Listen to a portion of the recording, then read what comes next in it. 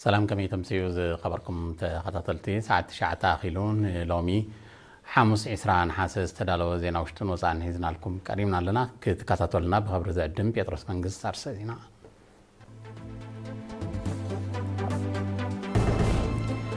هاقراو على حرشاو مصنعتات إيرترا غتشين إسران شدشان لومي إسران حاسة أبس مرات خفيتو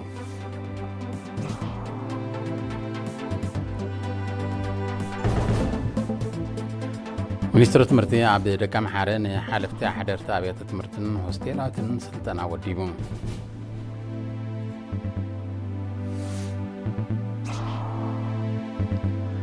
ግጥማት ሻምፒዮን ክለባት ኩዕሶ እግሪ ኤርትራ ሎሚ 20 ነሓሰ ኣብ ስታድየም ከተማ ከረን ብወግዒ ተኸፊቱ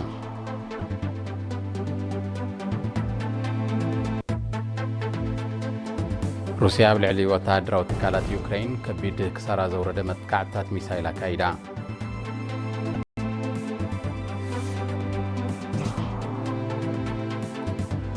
بريزيدنت ترامب قبل مودة 2026 مس بريزيدنت سمين كوريا تراقبو كزرار بكم زغل عميتون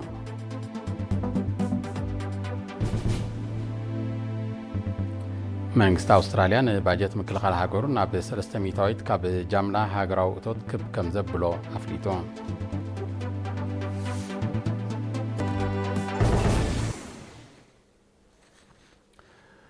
ሃገራዊ ዋዕላ ሕርሻ መጽናዕታት ኤርትራ 2026 ሎሚ ኣብ ኣስመራ ተኸፊቱ ወኪል ኤሪና ዳንኤል ወልዱ ብመልክዕ ጸብጻብ ንዘዳለዎ ትሕዝቶ ገረ መስቀል ገረዝ ጌር ካወርቦ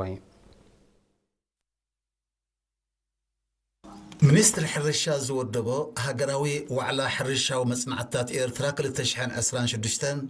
ምስጓም ቀጻልነት ዘለዎም ስርዓታት ሕርሻን መግብን ንሃገራዊ ቁጠባዊ ዕብየት ብዝብል ቴማ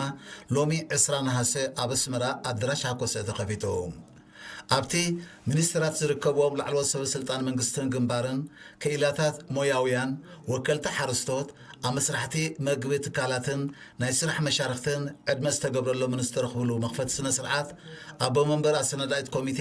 ዶክተር ኤፍረም ገብረ መስቀል ኣብ ዘስምዑ ቃል እዚ ዋዕላ እዚ ባይታ ምክፋል መጽናዕታዊ ርኽበታት ንምፍጣር ህልው ሕርሻዊ ብድሆታትን ዕድላትን ንምምርማር ኣብ ምህዛዊ ኣገባባትን ሜለታትን ንምምያጥ ከምኡውን ንዘላቒ ዕብየት ጽላት ሕርሻ ኤርትራ ዝሕግዝ ግብራዊ ኣንፈታት ንምልላይ ዝዓለመ ከም ዝኾነ ገሊጹ ንሚኒስትር ሕርሻ ወኪሉ ቃል ዘስምዐ ዋና ዳይሬክተር ክፍሊ ኣገልግሎት ሕጋጋትን ቁፅፅርን ኣቶ ተኽለ ኣብ ምስግና ቦገኖ ነዚ ዋዕላ እዚ ንምክያድ ዝደረኸ እቲ ኣብ ወርሒ ጥሪ 2025 ዝተቃንዐ ኣህጉራዊ ዋዕላ ኤርትራዊ መጽናዕታት ከም ዝኾነ ብምጥቃስ ብዓንደ ርእሱ ጽላት ሕርሻ ኤርትራ ንምዕባልን ከም እምነ ኩርናዕ ቁጠባዊ ዕብየት ሃገርና ተርኡ ንምርጋፅን ንዝተኣተወ መብፅዓ ዳግማይ ዘነፅር ከም ዝኾነ ኣገንዚቦ እዚ ዋዕላ እዚ ንክፉት ዘተን ምብሃልን ከምኡውን ምልውዋጥ ፍልጠትን ምትሕጋዝን ዕድል ዝፈጥር ምዃኑ ዝጠቐሰ ኣቶ ተኽለኣብ ኣበርክቶን ተሳትፈን ኩሎም ናይ ስራሕ መሻርክቲ ኣብቲ ንዘተ ዝቐርብ ዛዕባታትን ዝግበር ክትዕን ክዓዝዝ ኣዘኻኺሩ ኣብዘን ክልተ መዓልትታት ዝቕፅል ሃገራዊ ዋዕላ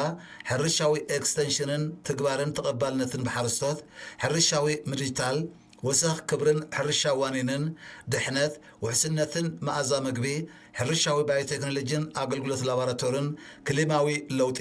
ምብዳህን ምምካትን ተወሳዊ ጸጋታትን ዕቃበ ስነ ህይወታዊ ብዙሕነትን ከምኡውን ሕርሻዊ ፖሊሲ ቁፅፅርን ምሕደራን ኣብ ዝብሉ 8 ቴማዊ ዛዕባታት ዘተኮረ 76 መጽናዕታዊ ወረቓቕቲ ክቐርብ እዩ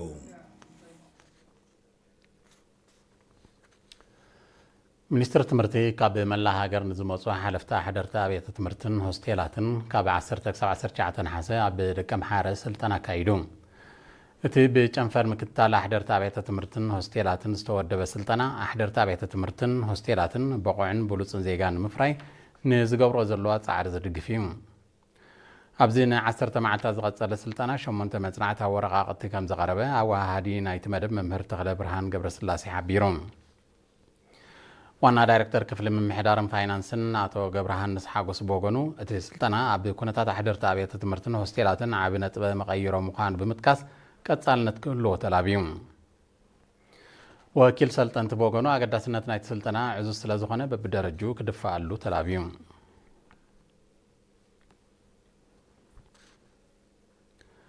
ኣባላት ባይቶ ዞባ ዓንሰባ ኣብ ምዕቃብ ክብርታትን ምውጋድ ሃሰይቲ ልምድታትን ዘተኮረ ዘተ ካብ 18 ክሳብ 20 ነሓሰ ምስ ነበርቲ ንዞባ ሓጋዝ ኣካይዶም ኣብቲ ዘተ ዝተላዕሉ ጉዳያት ኣገዳስነት ምዕቃብ ብባህልን ክብርታትን ሳዕቢናት ገፋሕቲ ውራያት ምኹስኳስ ብቑዓት መንሰያትን ስጋር ግቡእ ስነ ምግባርን ሳዕቢናት መርዓት ትሕቲ ዕድመን ክሽቦ ጓል ኣንስተይትን መኽፋል ግብሪ መንግስቲ ምሕያል መስርሕ ምምሃርን ምስትምሃርን ከምኡውን ካልእ ዛዕባታት ዘጠቓለለ ነይሩ ተሳተፍቲ ኣብ ዝሃቦ ርእይቶ ተመሳሳሊ ርክባት ኣብ ማእዘንቲ ምዃኖም ብምጥቃስ ሽግር ጽሩይ ማይ ፍታሕ ክናድየሉ ጉዳይ ዕደላ ንመንበሪ ዘገልግል መሬት ኣቓልቦ ክወሃቦ ብትሕቲ ዕድመ ዝምርሑ ካሮሳታት ንሓደጋ ይቃልዑ ስለ ዘለዉ መግቲ ክግበረሎም ኣብ ሓጋዝ ኣገልግሎት ባንክ ክዋደድ ዝብልን ካልእን ርእይቶታት ኣቕሪቦም ኣመሓዳሪ ከተማ ሓጋዝ ኣቶ ነፀር ኣበረኸት ኣብ ዝሃቦ ቃል ዝውጠኑ መደባት ልምዓት ብዘይተሳትፎ ህዝቢ ክዕወቱ ስለ ዘይክእሉ ነበርቲ ኣብ ተጠቃምነት ማሕበራዊ ኣገልግሎት ዕቱባት ክኾኑ ተላብዩ ተመሳሳሊ ርክብ ህዝብን ኣባላት ባይቶን ካብ 23 ክሳብ 26 ነሓሰ ኣብ ምምሕዳራት ከባቢ ግላስ እንጭናቅን ኢዳምርን ክካየድ እዩ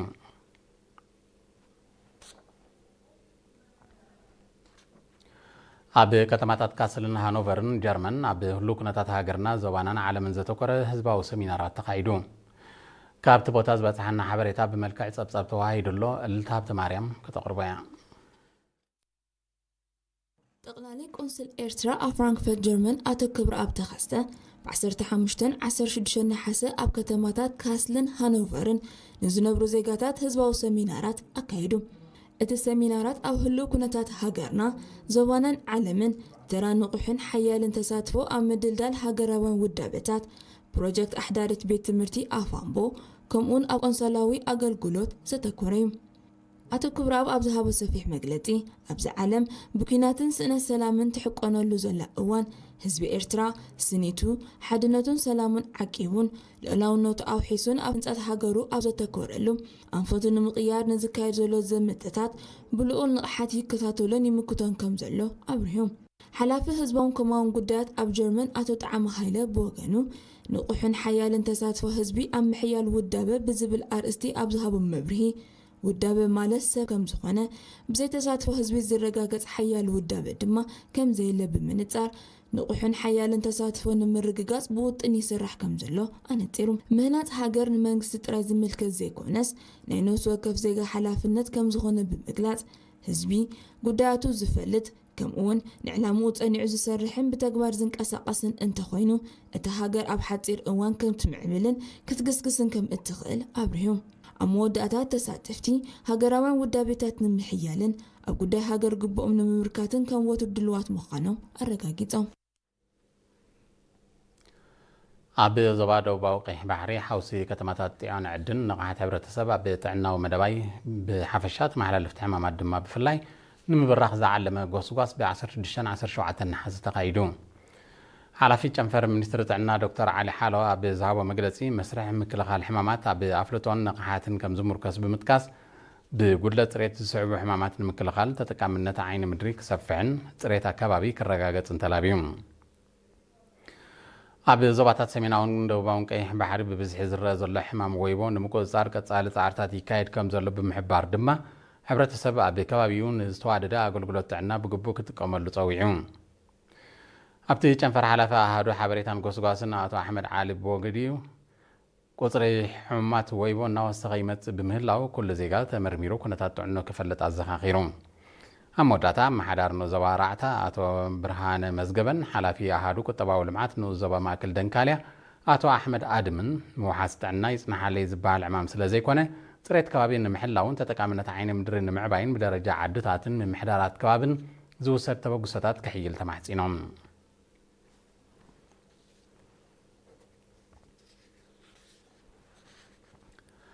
ቤት ጽሕፈት ዕዮን ማሕበራዊ ድሕነትን ኣብ ንዞባ ሰገነይቲ ኣብ ዝምድና ስራሕትን ሰራሕተኛታትን ዘተኮረ ኣስተምህሮ ወዲቡ ሓላፊት ቤት ጽሕፈት ወይዘሮ ቅዱሳን ተወልደን ወነንትን ሰራሕተኛታትን ኣብ ዝሃበቶ ኣስተምህሮ ኣብ ኣዋጅ ሕጊ ዕዮን ንሱ ዘረጋግጾ መሰላትን ጻማ ሰራሕተኛታትን ብሰፊሑ ገሊጻ ወይዘሮ ቅዱሳን ድሕነትን ጥዕናን ሰራሕተኛ ኣብ ቦታ ስራሕ ምርጋጽ ሕጋዊ ግዴታ ከም ዝኾነ ብምሕባር ኣብ መንጎ ስራሕን ሰራሕተኛን ጥዑይ ዝምድና ምህላው ንኣፍራይነት ኣገዳሲ ከም ዝኾነ ገሊጻ ኣመሓዳሪ ንዞባ ሰገነይቲ ኣቶ ዓብደልቃድር ሓጂ ዓሊ ብወገኑ ዝምድና ሰራሕተኛታትን ኣስራሕትን ንምፍላጥን زيادة نمدلدالن عتب قطر كجبرن زر تجمعات باقا كفتحن التحساسيون قطمات شامبيون كلابات كوعسة اجري إرترا وددراش شامبيون كلاباتنا نتوسخ عبيت كوعسة اجرها قرنا بزبل تيما لومي عسران حاسة بستاديوم كتماكرن بواقع تخفيتون أبزي كساب 4 مسكرم زغطل وددر أب شدشتين زواتات شامبيون زغانا كلابات مالت كيه بحري كاب زوا ماكل عن سبا كاب عن سبا سنعفة كاب زوا دوب سمينتو كاب زوا سميناو كيه بحري دنكاليا كاب زوا دوباوي كيه بحري كومون عقردت كاب زوا غاشباركا بقت تاز حلفين بزيكازي كابتن العلي شدش تواريح وددر سلاسلا زواتات ماكلن عن سبان كاليت كوينن زازما غانتا دندنن على نصرن كومون 4 بناي كلت اجري مصاري صوتا زحالفا كلباتون يساتفالوا ابتي مخفت سنه سرعه غردت مس على النصر كومون كاي بحري مس على التحرير ودر كم زكايدا وكل ارينا حبيرون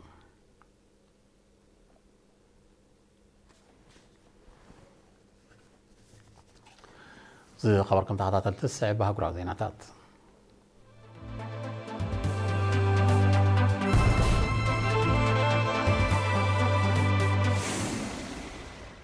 روسيا بالعلي وتادراوي تكالات يوكرين كبيد كسرا كم زوردز تقصتو متكعتات كروز ميسايل كم زكايلة حبيرا بزيت مال 10 ساعات حساب بكتما كييف استقايد دبدب بركت زبالة تكالات مفرى ميسايلاتن دروناتن كم زعانوا منستر مكلخال روسيا فليتون أبزي حدش متكعتي روسيا بالعلي رئيسة كتما كييف لعلي 4 كروز ميسايلات كم زتوكوسز تقصت صبصبات بوحدو 15 سوات كم تقتلون لعلي 5 كم زقصلون رديوم دهر زي كبير متكعتات منغستي يوكرين أقدمو زطالبو دقف تصاري ميسايل كالاتف صوي الله بريزيدنت يوكرين فولودمير زيلنسكي وتادراو دقف هاقرات معراب كم تزد اللي يغطل كم زي الله كم صعبينو هاقورو حزرات تصاري ميسايلات أقاتي موا كم زولو كي قلت تصنيه الله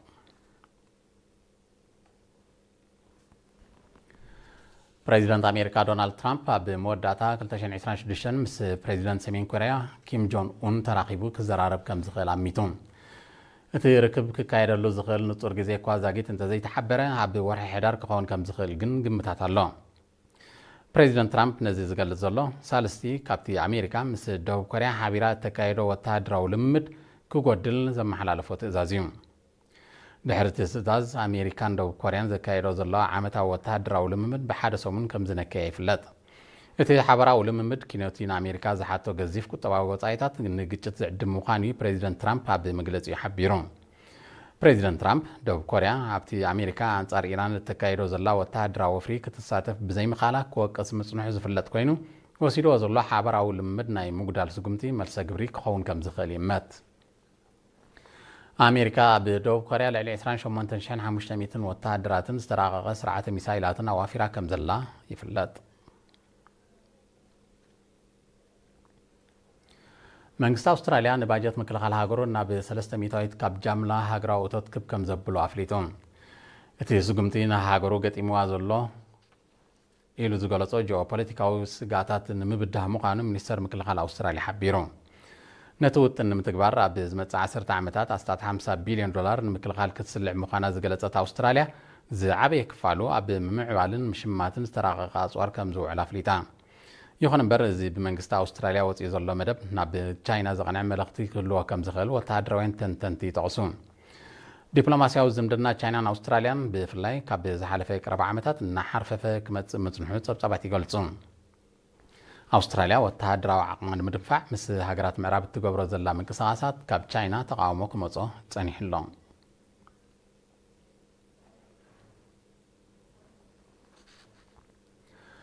عب لعلي سرعتنياتات راديات ودب حورات هاجرات زكايد متكعتات عامتاوي ناوسخي مص كم زلو صبصبات ودب غليصم عب 2025 بتي عب استفلاليا هاجرات تفصم متكعتات لعلي 900 سرعتنياتات راديات كم تقتلو كم زقصلون كم تجاوين እቶም ጸብጸባት አረዲዮም ዝበዝሑ ካብቶም ግዳያት ኣብ ወሽመጥ ቃዛ ብዝካየድ ዘሎ መጥቃዕታት እስራኤል ከም ተቐትሉ ዝገለጸ ዋና ጸሓፊ ውድብ ሕብራት ሃገራት አንቶኒ ጉተረሽ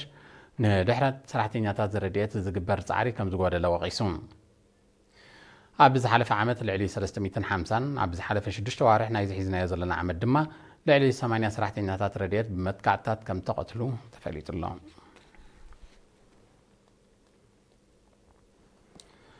ሃገራዊ ዕዳ ኣሜሪካ ናብ 4 ትሪልዮን ዶላር ከም ዝዓርገ ጸብጻባት ሃገር ሓቢሮም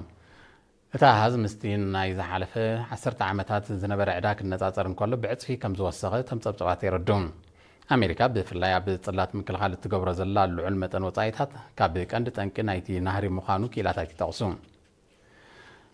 ካብ 2022 ናብ ዩክሬን ኣስታት 200 ቢልዮን ዶላር ዝጥመድ ወታደራዊ ደገፍ ዝለኣኸት ኣሜሪካ ኣብ ኢራን እተካይዶ ዘላ ወታደራዊ ወፍሪ ልዕሊ 37 ቢልዮን ዶላር ወጻኢ ከም ዝገበረት ይሕበር ወታደራዊ ዓቕማ ንምድንፋዕ ኣብዚ ዓመት እዚ ልዕሊ 900 ቢልዮን ዶላር ዝሰልዐት ኣሜሪካ ዝመጽእ ዓመት ነታ ሃዝ ናብ ልዕሊ 1 ትሪልዮን ዶላር ከተብሎ ከም ትኽእል ኣሚታ ኣላ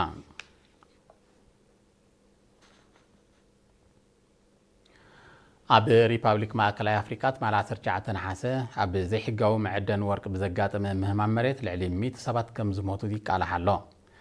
ዝተደብዩ ግዳያት ከም ዘለው ዝጠቐሱ ሰብ ምዝተሃገር ቁፅሪ ምዉታት ክውስኽ ከም ዝኽእል ኣሚቶም ኣለዉ እቲ ሰብኣዊ ክሳራ ኣብ ዝሓለፈ ቀረባ ዓመታት ኣብቲ ሃገር ተመሳሳሊ ክስተት ካብ ዝወረደ ክሳራታት እቲ ዝዓበየ ክኸውን ከም ዝኽእል ይግመት ሪፓብሊክ ማእከላይ ኣፍሪካ ብጸጋታት ወርቂ ሃብታም እኳ እንተኾነት ብሰንኪ ጸጥታዊ ዘይምርግጋእ ዝበዝሐ መስርሕ ዕደና ካብ ምቁፅጻር መንግስቲ ወጻኢ ምዃኑ ጸብጻባት ይርዱን ኣብታ ሃገር ኣብ ዝሓለፈ ወርሒ ሰነ ብዝተኸስተ ተመሳሳሊ ሓደጋ ብውሕዱ 30 ሰባት ከም ዝሞቱ እዩ ዝሕበር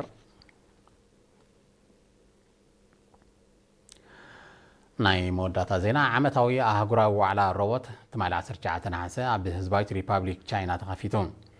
ዕላማ እዚ ኣብ ከተማ ቤይጂን ዝካየድ ዘሎ ንሓሙሽተ መዓልታት ዝቕፅል ዓለማዊ ዋዕላ ገስጋስ ፍርያት ሮቦት ንምግምጋምን ኣብቲ ጽላት ዝግበር ወፍሪ ክብ ንምባልን ምዃኑ ተገሊጹ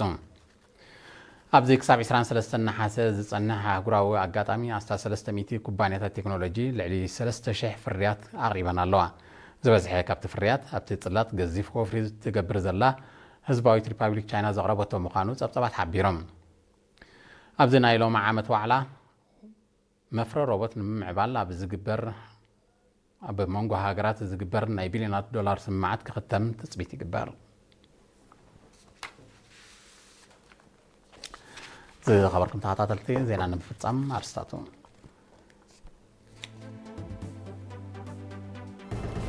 ሃገራዊ ዋዕላ ሕርሻዊ መጽናዕታት ኤርትራ 2026 ሎሚ 20 ነሓሰ ኣብ ኣስመራ ተኸፊቱ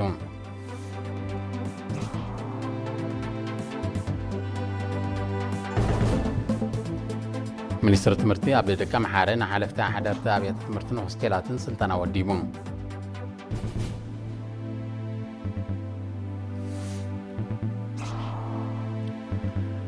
ግጥማት ሻምፒዮን ክለባት ኩዕሶ እግሪ ኤርትራ ሎሚ 20 ነሓሰ ኣብ ስታድየም ከተማ ከረን ብወግዒ ተኸፊቱ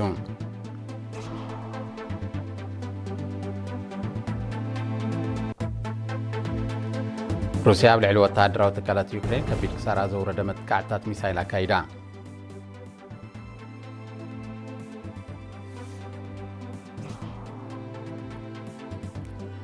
ፕሬዚደንት ትራምፕ ኣብ መወዳእታ 2026 ምስ ፕሬዚደንት ሰሜን ኮርያ ተራኺቡ ክዘራረብ ከም ዝኽእል ኣሚቱ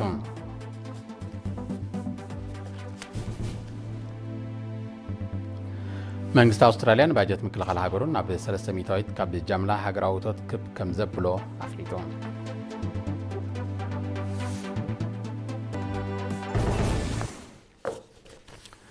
ዝኸበርኩም ተኸታተልቲ ዜና ተፈጺሙ ዝተረፉ መደባትና ሰላም